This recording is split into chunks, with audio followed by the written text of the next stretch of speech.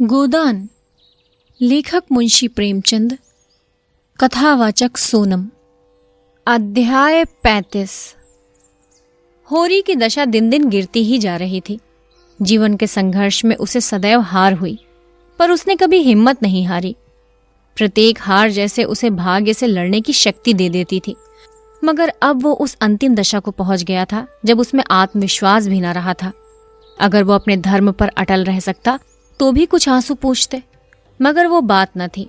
उसने नीयत भी बिगाड़ी, अधर्म भी कमाया। कोई ऐसी बुराई न थी जिसमें वो पड़ा ना हो, पर जीवन की कोई अभिलाषा पूरी न हुई और भले दिन मृग तृष्णा की भांति दूर होते चले गए। यहाँ तक कि अब उसे धोखा भी न रह गया था। झूठी आशा की हरियाली और चमक भी अब नजर नहीं आती थी।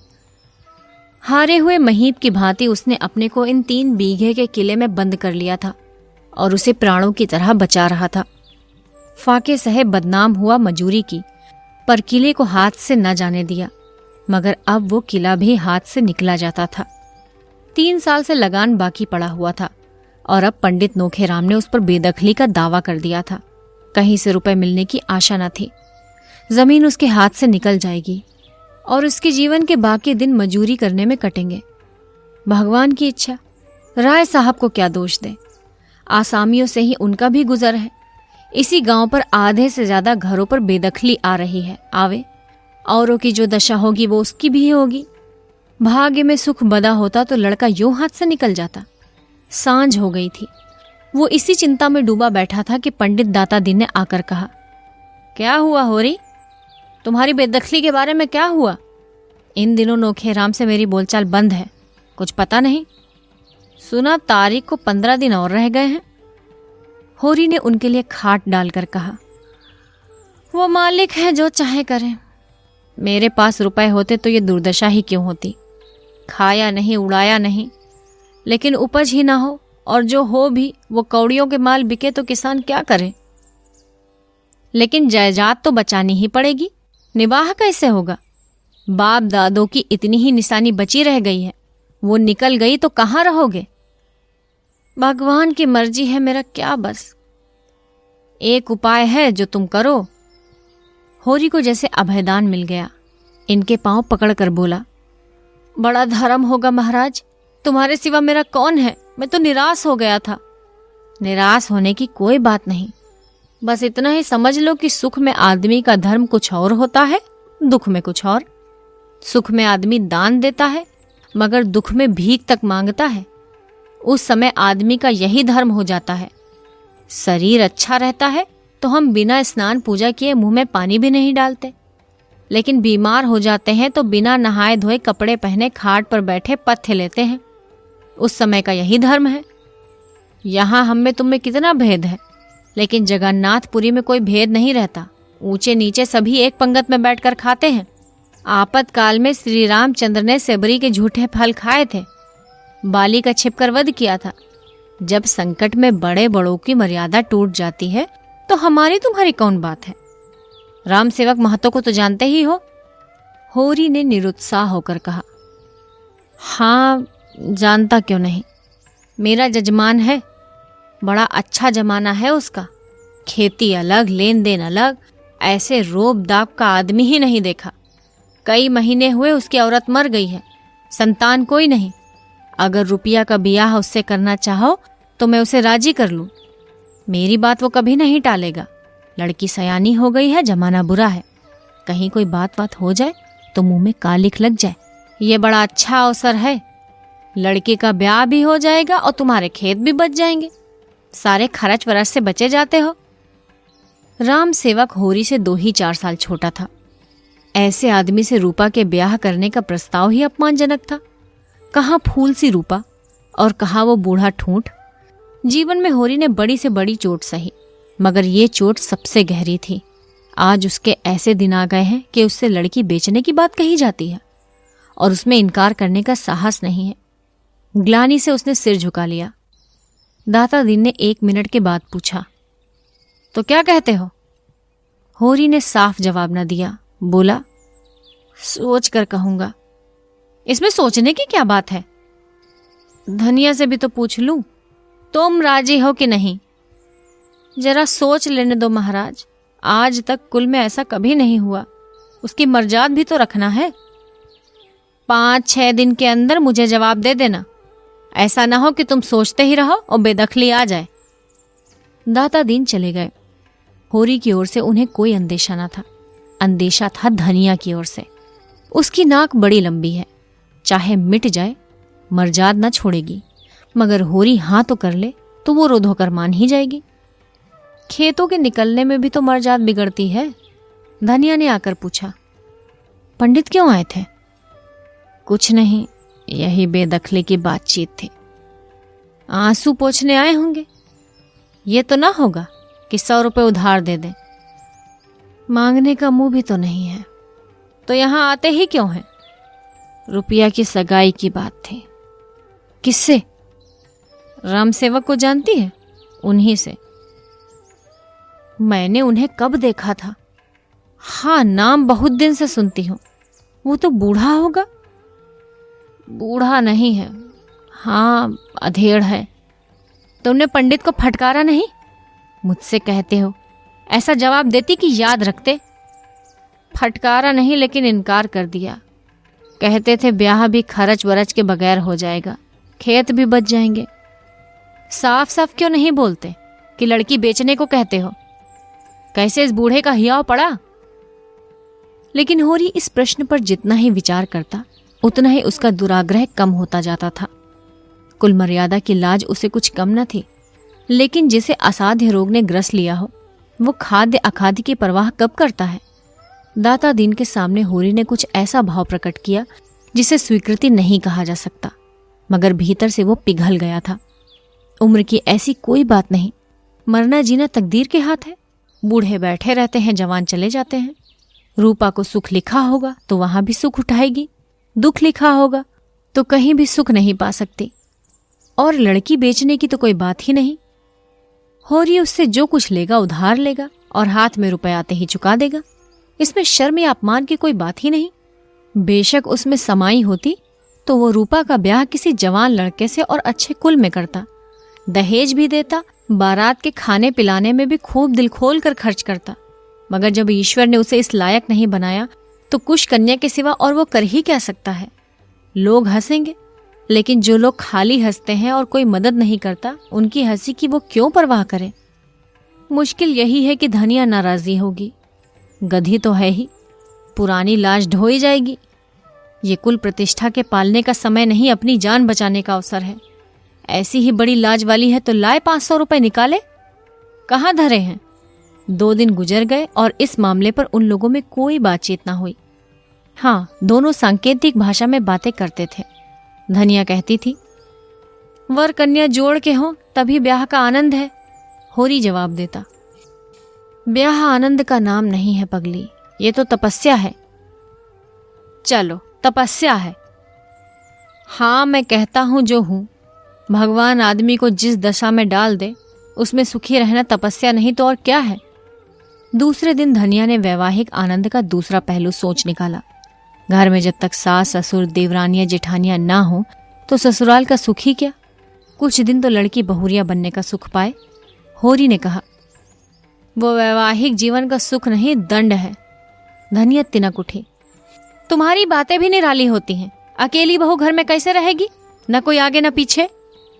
होरी बोला, तू इस घर में आई तो एक नहीं 2-2 देवर थे, सास थी, ससुर था।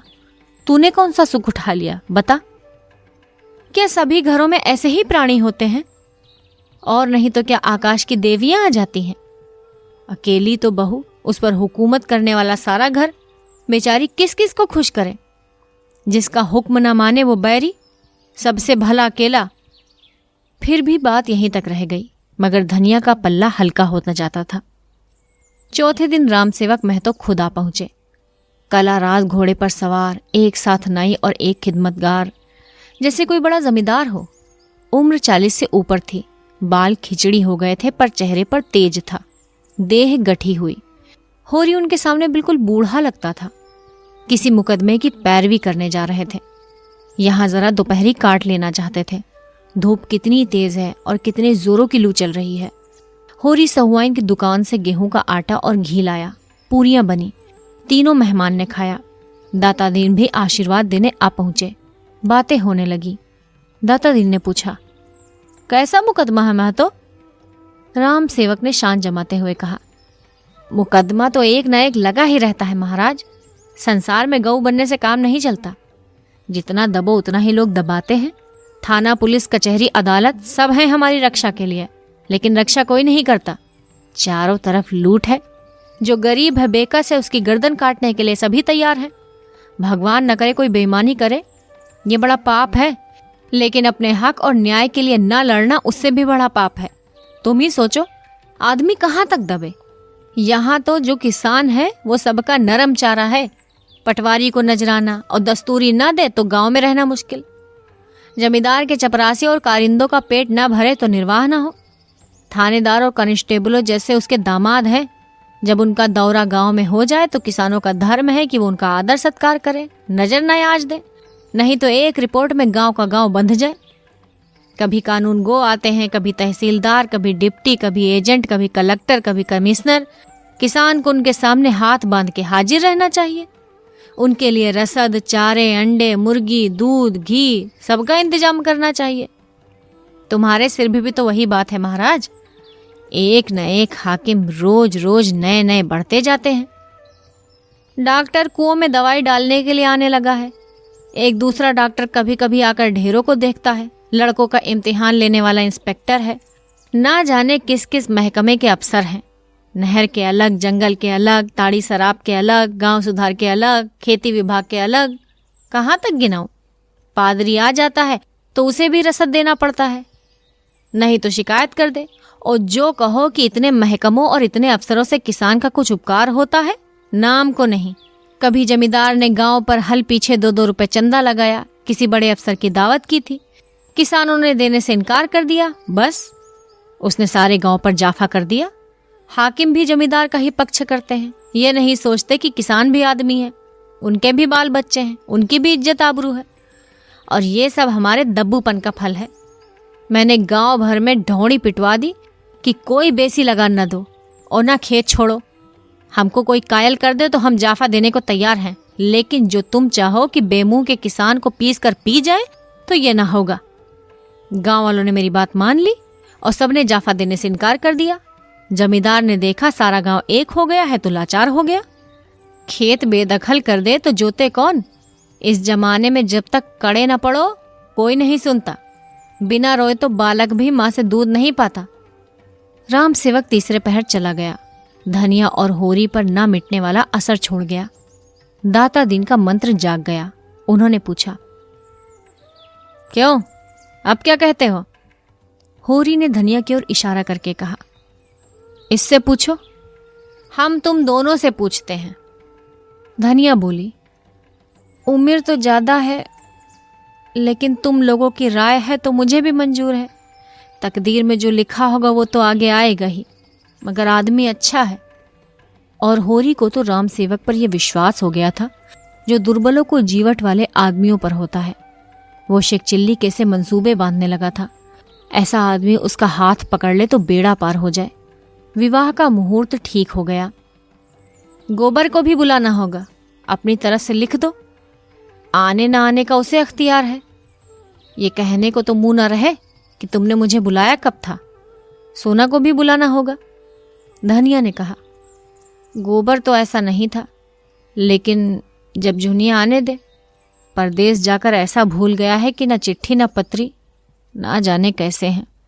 ये कहते कहते उसकी आंखें सजल हो गई। गोबर को खत मिला तो वो चलने को तैयार हो गया। जुनिया को जाना अच्छा तो न लगता था, पर इस अवसर पर कुछ न कह सकी। बहन के ब्याह में भाई का न जाना कैसे संभव है? सोना के ब्याह में न जाने का कलंक क्या कम है?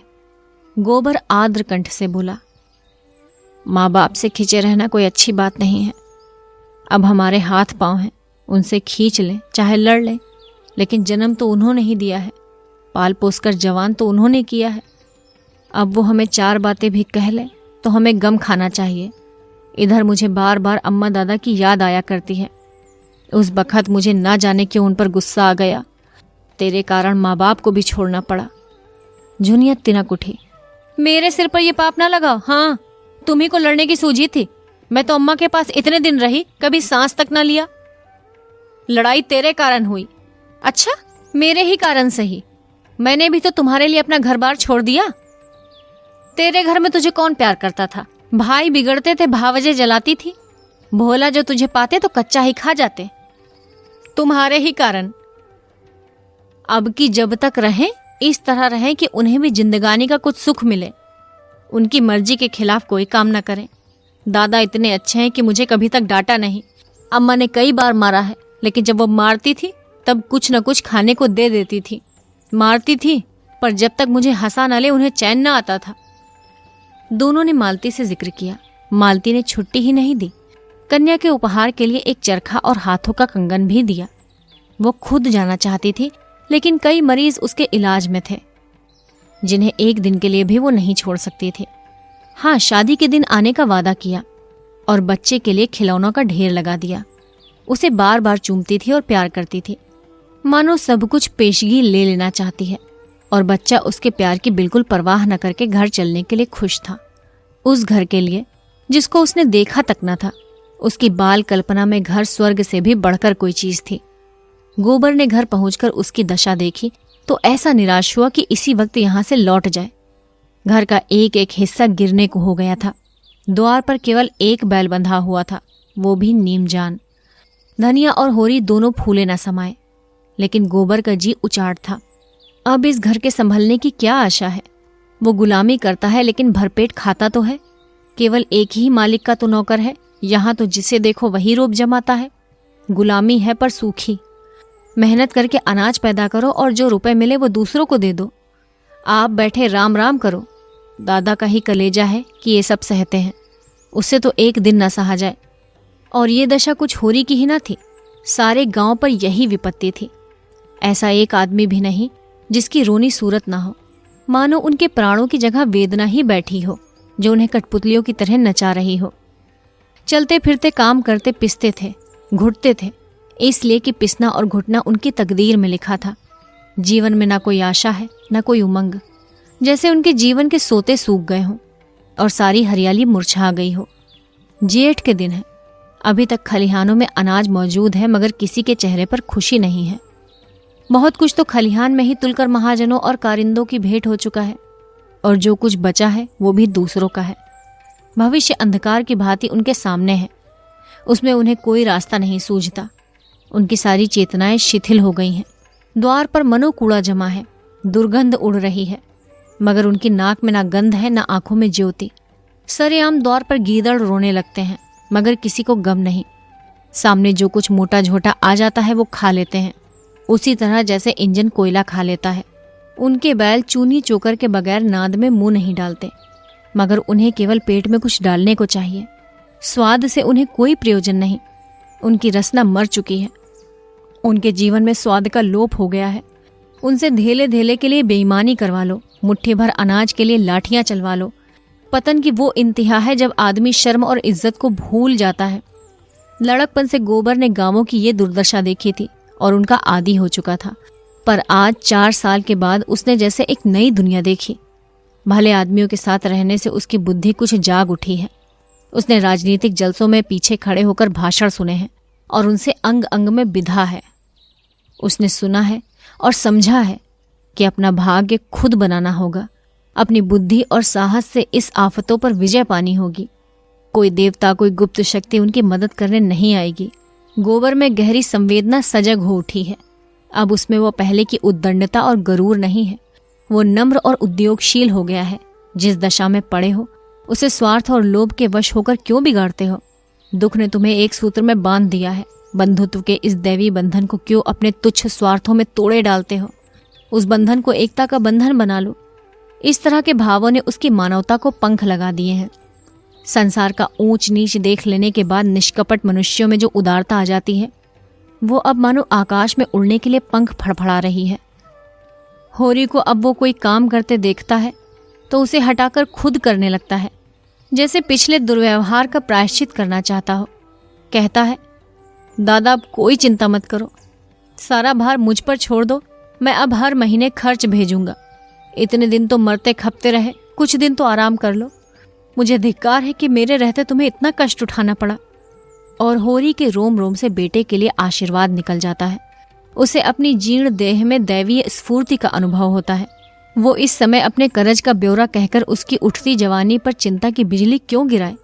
वो आराम से खाए पिए, जिंदगी का सुख उठाए। मरने खपने के लिए वो तैयार है।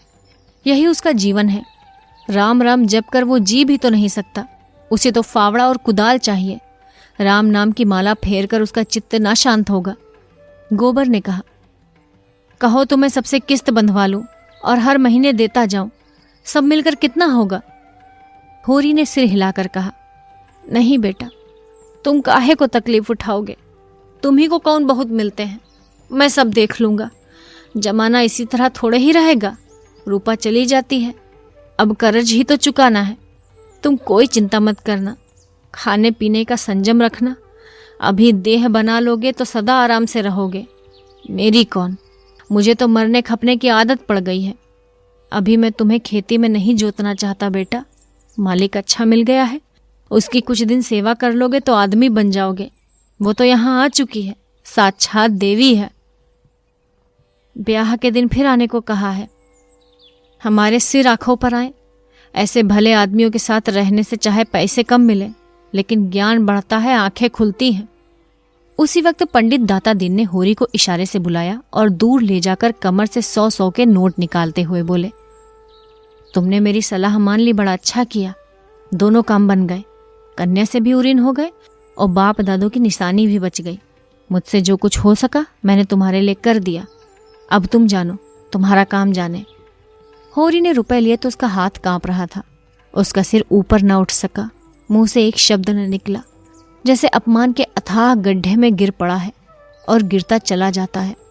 आज 30 साल तक जीवन से लड़ते रहने के बाद वो परास्त हुआ है।